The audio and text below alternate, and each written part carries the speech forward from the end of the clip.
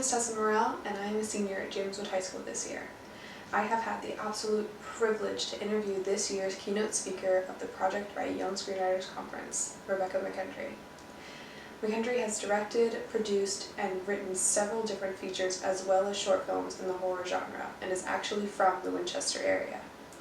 Getting to speak with her and ask her about her adventure to becoming a successful filmmaker was an experience like no other, and I hope you all enjoy. What I love and want to do. So I've always been a huge horror fan, like even way back. Like my parents still talk about how I was the kid who didn't want to play, like I had Barbies, but like my favorite thing in the world to do was play with like my horror toys. And I always just wanted to watch Scooby-Doo and even just like really early horror stuff.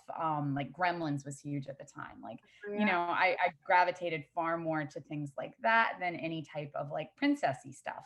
Yeah. And even as I started getting older, horror was always my thing, like even into high school. And it wasn't something that I really shared with a lot of people. Yeah, it was my thing. It was like my hobby. Mhm. And Virginia Tech at the time did not really support horror in any capacity. Like as soon as I got there, it was very much treated like there's film and then there's horror down here. Like we don't really associate with it. Yeah. And so I kind of had this disillusionment that if I ever wanted to work in film, I needed to give up that horror hope because it wasn't worth pursuing. And I taught English in Fairfax for a couple of years before I kind of had like a breaking point where I looked around and saw all of these people who had been teaching English for like 40 years. And I was like, and that's my future. And I kept thinking like all I wanted to do was make horror movies. Yeah. And so my husband and I sold everything that we owned and we moved up to New York City with only what we could fit in the back of like my crappy car. And I went back to school for a second master's. And that second one, I focused entirely on horror. That's awesome. So you'd say that your partner is very supportive for like your entire journey through the movie industry and stuff. And this is his journey as well, because we've always co-written together. Like most of our projects are co-written. We've always kind of worked together. That's really cool. I had no idea that he helped you with that, with those things. That is so. Oh yeah, no. Usually, Dave's a writer and I'm a director, but we often kind of do both together.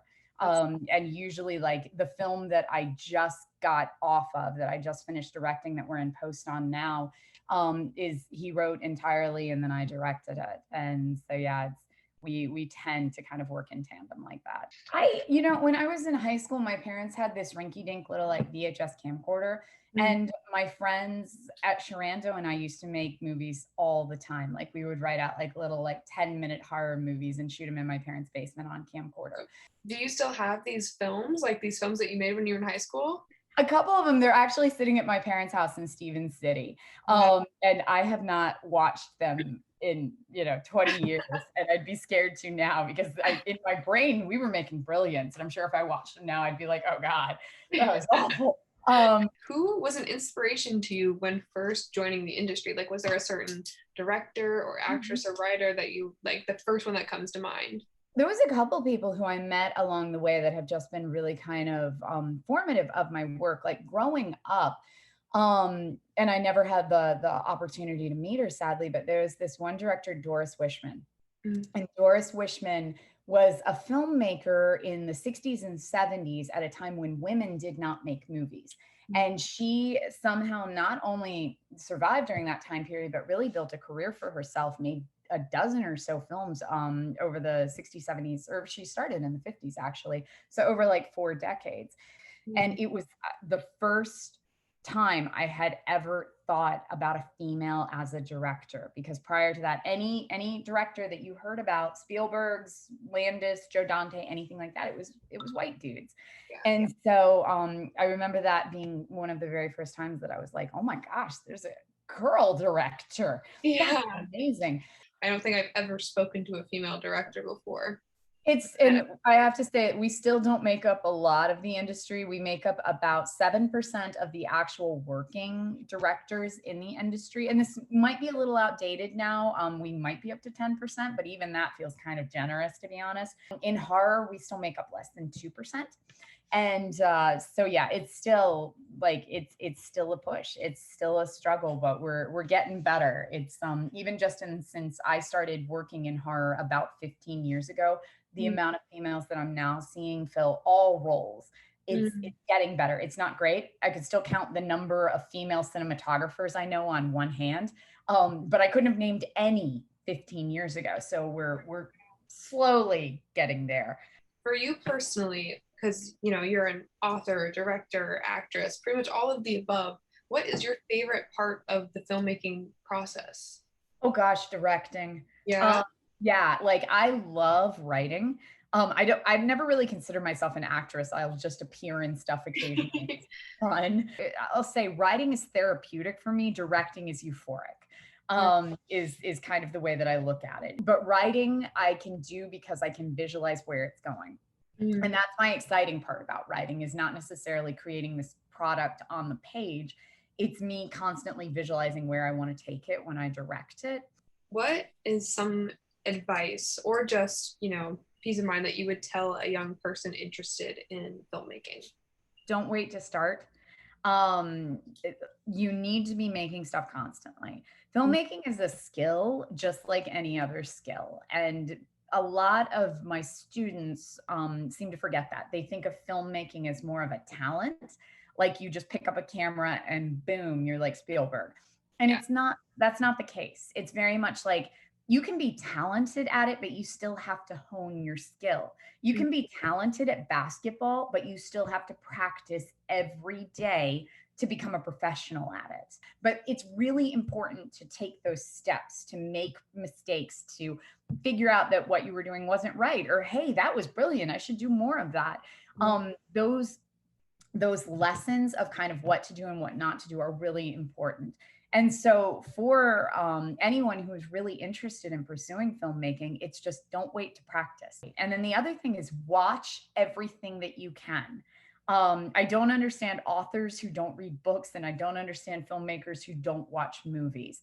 It is literally, there's so many reasons. One, it's knowing what your peers are making. It's knowing what's buying and selling. It is getting inspiration, because when I look at a movie I am about to make and somebody asks me, what is this going to look like? The first thing that I do is reference like 10 other movies that might have a similar tone or a similar style to them. Yeah. So it's just as long as you're watching something, because you're studying the visual language of how things are put together, how stories resonate, what works, what doesn't work. It's so important to be watching things. What, in your opinion, is the most important quality of a filmmaker? I would say patience, because the industry moves ridiculously slowly. Patience, but at the same time, being willing to take a risk. It is always a risk to make art in any capacity. I'm going to sit down and write a short story. Well, what if it's garbage and I've wasted 2 days to get there? I'm going to paint a painting. What if it's terrible and I've wasted money on the supplies and the time?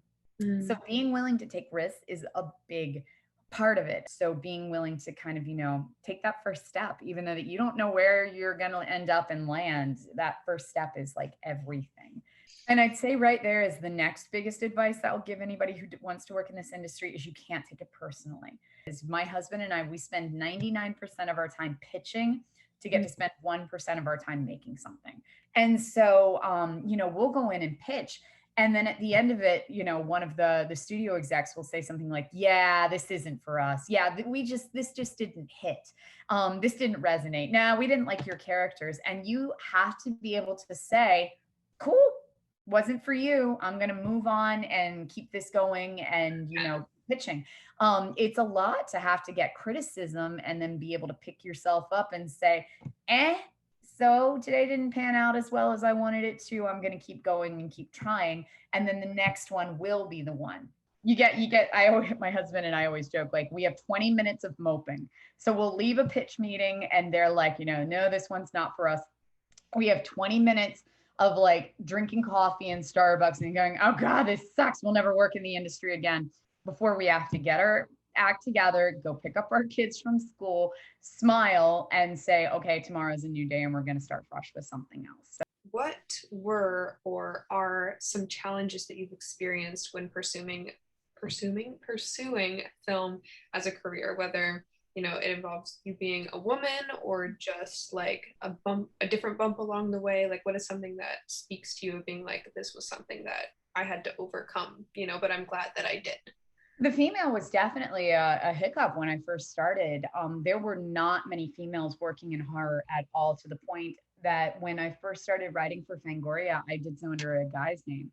And after a couple of weeks of doing that, I was like, I don't feel right about this. How is this changing anything? And then I just started using my name. And even then I would get comments on some of my articles like, you only didn't like this movie because you're a girl and girls don't like horror. And that honestly was part of the reason I went back for a PhD, was I kept thinking, if women are not a hugely respected part of the horror industry, then I'm going to learn everything that I can and be the top of my game. I'm not going to have anybody tell me that I don't know what I'm talking about. I'm not going to have anyone tell me that I don't know horror, well. And so it ended up encouraging me a lot. What are you most looking forward to about being the main guest speaker for Projects Right Young Screenwriters? It's so crazy. Just getting the opportunity to come back and share with people who are where I once was. When I went to high school in the late 90s in Winchester, the idea that I could go from Winchester to working in Hollywood, like I didn't even dream that at the time. Like that just wasn't even a thing. I figured I'd go to Virginia Tech, I'd study films, and if I was lucky enough, maybe I could become a film teacher and I could teach somebody else about the cool films I was watching. The idea that I could actually be making them seems such a pipe dream to me. Like there is no way, because it just seems like it was literally, a country away. It was on the other side of the world to me. Fight through those nerves and realize that no, anybody can do this. And so I'm just excited to come back and be able to hopefully inspire the students who were where I was sitting, like, oh gosh, decades ago. Is there anything else that you would like to tell, the people that are going to watch this, or any advice that you want to give? Actually, my advice, especially since this is, high school creative writing students, is save everything.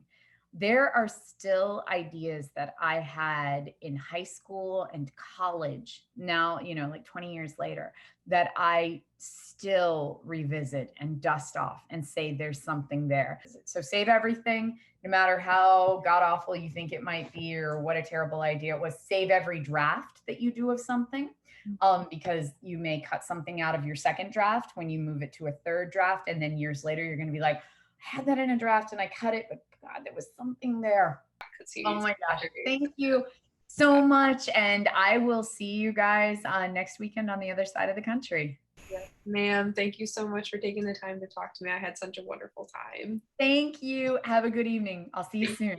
You too. Bye-bye.